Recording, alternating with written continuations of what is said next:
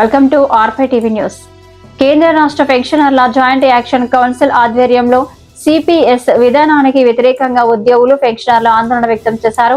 2004 తర్వాత నియమితులైన ఉద్యోగులపై అమలవుతున్న సిపిఎస్ వల్ల పదవి విరమణ అనంతర జీవన భద్రత దెబ్బతింటుందని జేఏసీ నాయకులు విమర్శించారు. జీతం నుంచి నెల నెలా చందాలు చెల్లిస్తున్నప్పటికీ ఖచ్చితమైన పెన్షన్ హామీ లేకపోవడం అన్యాయమని పేర్కొన్నారు. పెరుగుతున్న వయోభారం, వైద్య ఖర్చులను దృష్టిలో ఉంచుకుంటే పాత పెన్షన్ పథకం ఓపీఎస్ తప్పనిసరి అని స్పష్టం చేశారు. ఇతర రాష్ట్రాలు ఇప్పటికే ఓపీఎస్ను పునరుద్ధరించిన విషయాన్ని ప్రభుత్వం గుర్తించాలని డిమాండ్ చేశారు. ఆంధ్రప్రదేశ్లో కూడా సిపిఎస్ను పూర్తిగా రద్దు చేసి ఓపీఎస్ అమలు చేయాలని కోరారు. పెన్షన్ల పెండింగ్ బకాయిలు, డిఏ బకాయిలను వెంటనే విడుదల చేయాలని విజ్ఞప్తి చేశారు. వైద్య రియంబర్స్మెంట్ సౌకర్యాలు మెరుగుపరచాలని ప్రభుత్వాన్ని కోరారు. ప్రభుత్వ నిర్లక్ష్యం కొనసాగితే రాష్ట్ర వ్యాప్తంగా ఉద్యమాలు చేపడతామని హెచ్చరించారు. ఈ సందర్భంగా జేఏసీ ప్రతినిధులు స్థానిక తహసీల్దార్కు తమ డిమాండ్లతో కూడిన మెమోరాండం సమర్పించారు.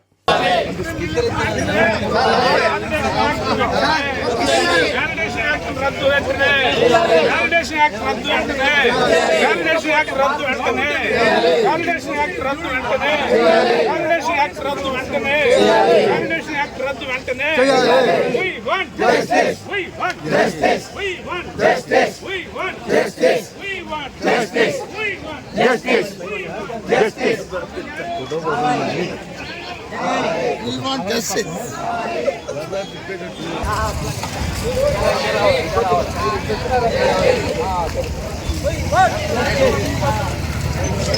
కేంద్ర రాష్ట్ర ప్రభుత్వ పెన్షనర్ల ఐక్యత, కేంద్ర రాష్ట్ర ప్రభుత్వ పెన్షనర్ల ఐక్యత, కేంద్ర రాష్ట్ర ప్రభుత్వ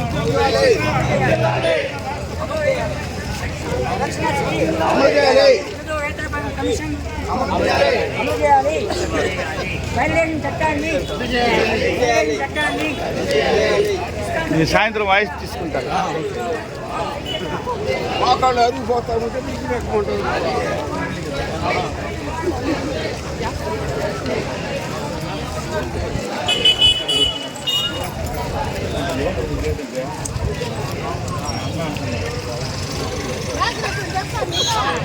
సాధిస్తాం పెన్షన్ హక్కును, సాధిస్తాం పెన్షన్ హక్కును. వ్యాలిడేషన్ చట్టాన్ని రద్దు చేయాలి, వ్యాలిడేషన్ చట్టాన్ని రద్దు చేయాలి. కామ్రేడ్స్, మనం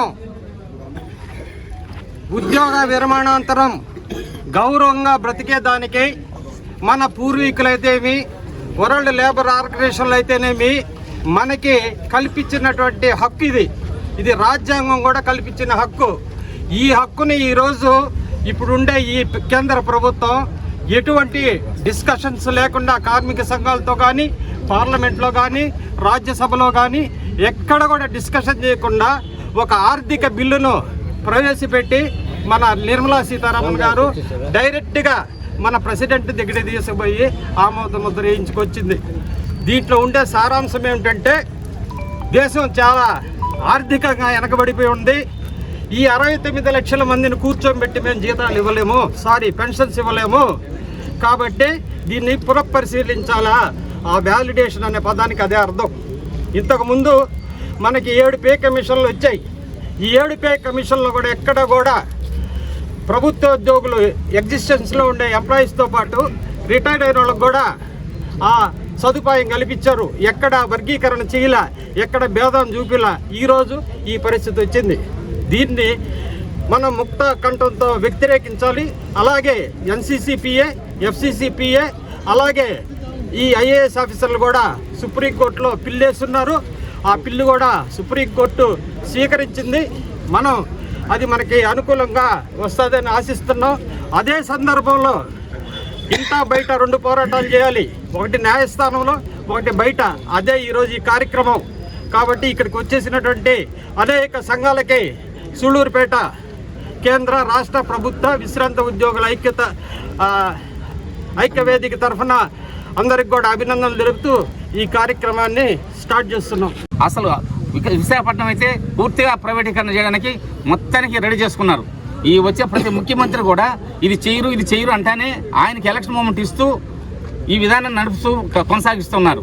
ఇలా కాకుండా మనం అందరం మూకుముడిగా మనం ప్రయత్నం చేసి దీన్ని అరికట్టి ఈ చేసినటువంటి చట్టాన్ని వెనక్కి తీసుకోవాలని, మనందరికీ యథాప్రకారంగా ఓల్డ్ పెన్షన్ స్కీమ్ని కొనసాగించాలని కోరుకుంటూ